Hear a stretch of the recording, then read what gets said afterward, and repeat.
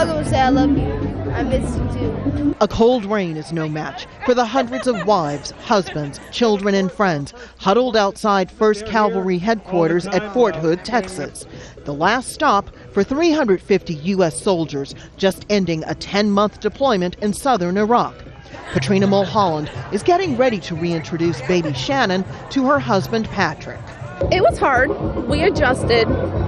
I think the hardest part is going to be adjusting to him being home. Fort Hood is the largest U.S. military base in the country. Since 2004, thousands of its soldiers have served in both combat and support roles, from Mosul in the north to the capital Baghdad to Basra and neighboring cities in the south. Just a few hundred meters from the field where the reunions take place, a tribute to those members of the Grey Wolf Brigade who died during their deployments. Their commander said the sacrifices weren't in vain. Their mission was to advise and assist the Iraqi security forces and to make it more effective and clear a testament to the Iraqi and their abilities to, as a sovereign nation, to both control internally their security.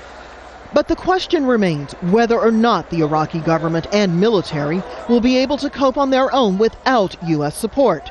That's not on the minds of these families, though. What they care about, the hundreds of soldiers walking across a field, and then, at an officer's command, the rushing into each other's arms. A moment Katrina's husband Patrick said could never be matched by a phone call or a video chat.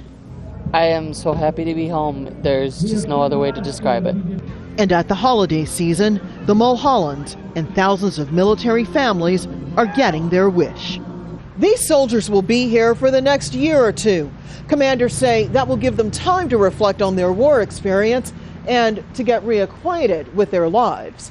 Rosiland Jordan, Al Jazeera, Fort Hood, Texas.